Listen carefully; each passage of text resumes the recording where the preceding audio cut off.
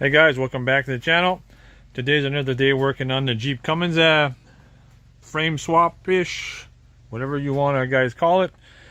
And today I gotta chop off the little end off the frame here. From there, I gotta cut off from there to there. And from center axle to here, that gives me 35 inches. And when you go to the Jeep, center axle to 35 inches brings me a little past there. So from where the leaf spring mount begins is where the bumper is going to start. So the leaf spring mount will be mounted underneath the bumper I'm going to make. So it's going to be about an 8-inch bumper, 8-inch wide bumper, and that'll I'll be able to put a winch underneath there for future use. So that's a good thing. So we're going to get set up and we're gonna start by dismantling the hitch here. We gotta take these bolts off.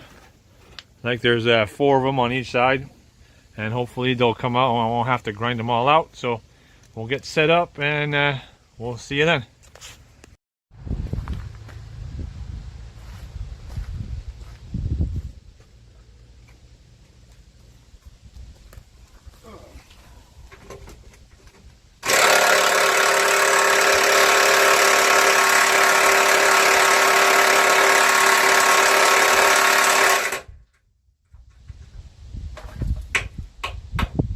Okay, so that's not going according to plan. These are jammed in there, so I think we'll just do it the easy way and just cut them all out.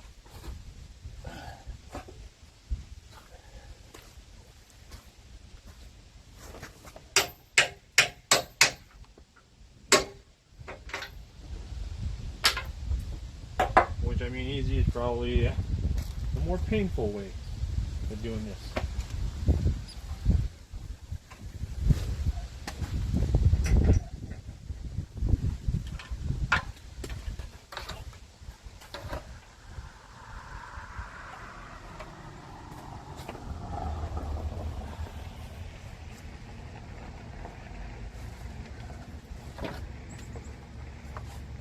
And don't forget, safety first. Don't want any eye injuries or anything. So we'll get going on this.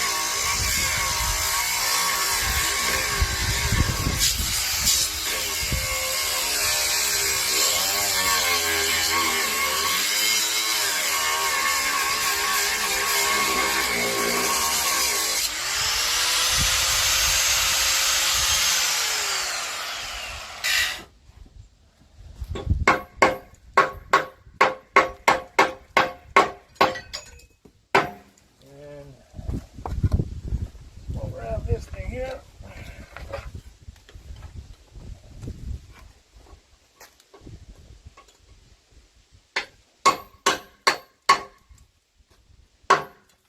And we need to take some more off.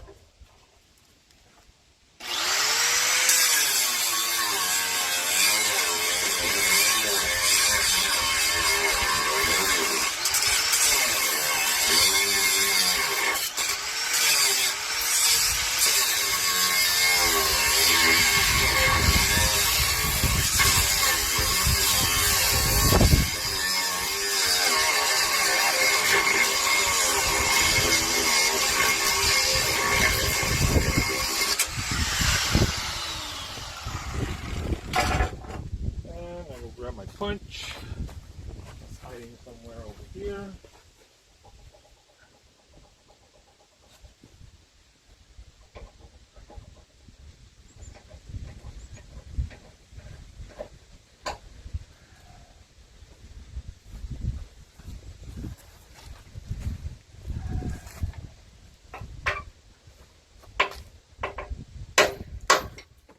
that's one. And a whole bunch of them more.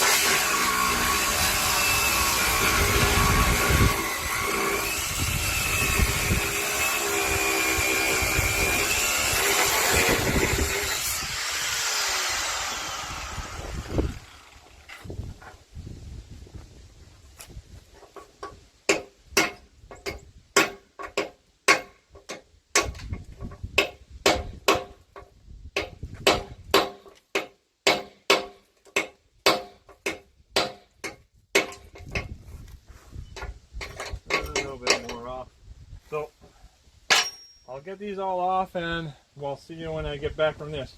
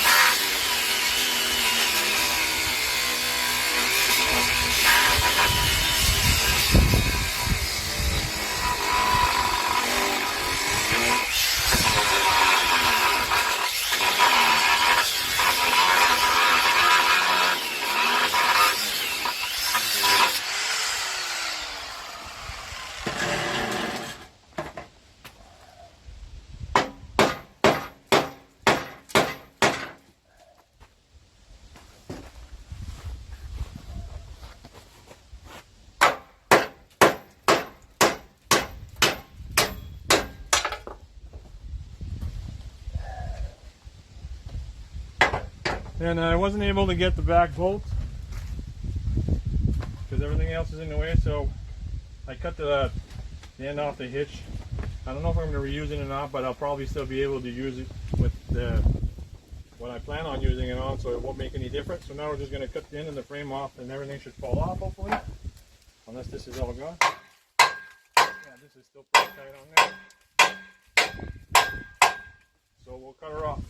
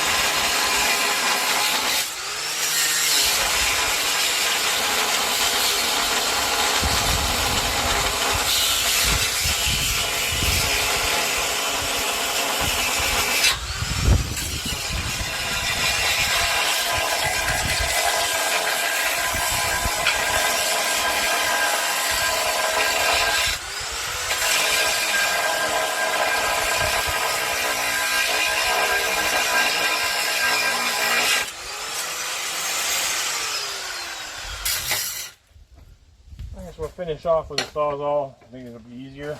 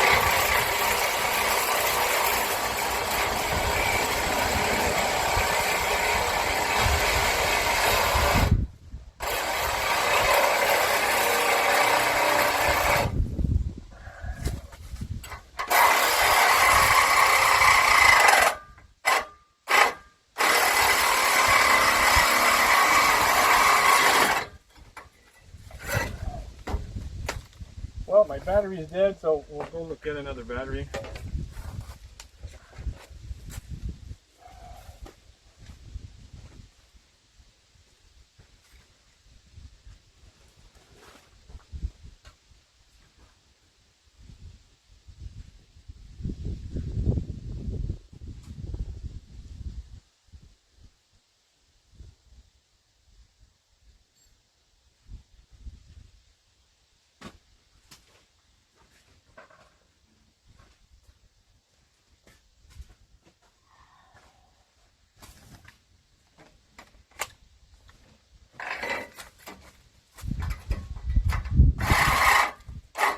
Now this one's not much better.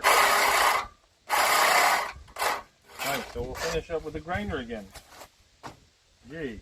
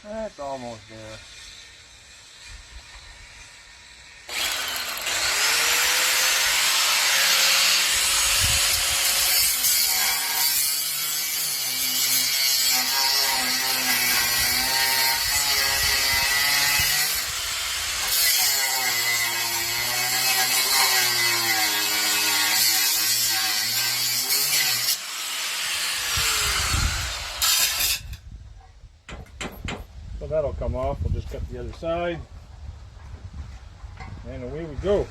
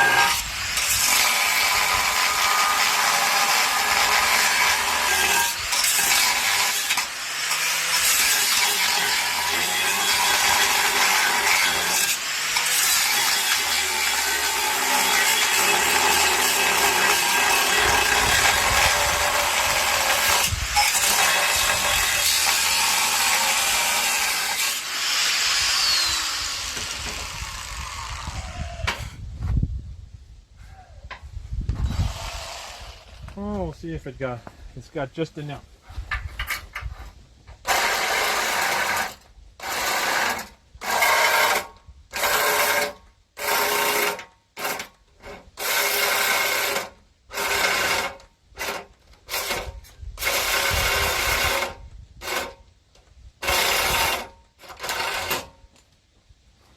And that's a no. So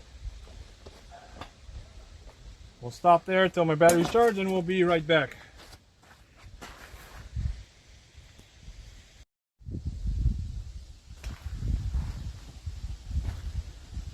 Alright, so now I guess we'll try to finish cutting this off today.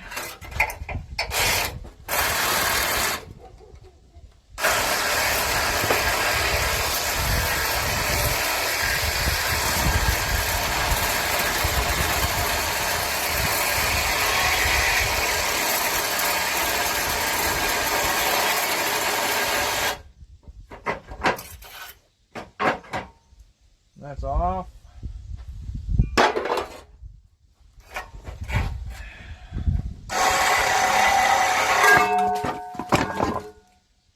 guess that's it, huh?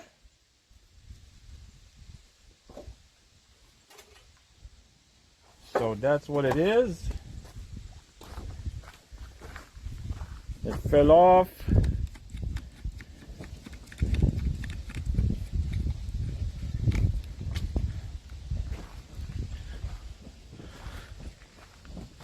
So I'm still going to have to finish taking this section off on both sides and making this a little nicer.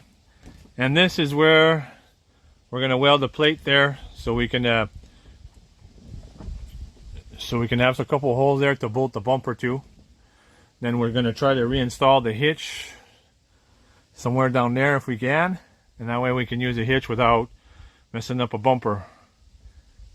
So that's what it is right now. And after this, I might do a little bit of cleaning of the frame so we can paint it when the weather gets warm again. And we'll have the frame painted. And I also have to finish putting these on. So we'll do that at a later time.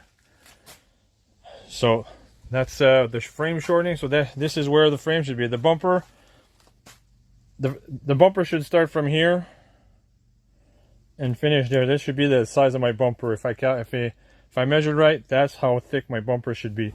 So that should leave plenty of space underneath here to put a winch, which is good. If I want to go out four-wheeling or doing some other shenanigans, we'll be able to winch ourselves out and redo a new bumper for this to put on the front, to put a new winch on there too. So that'll be good. And my wheelbase from this truck, from this Jeep to the Cummins, I'm only half an inch off, so like quarter inch front and back, so that's pretty good. Like, I'm surprised how well that went. And then we gotta put this on hopefully sooner rather than later.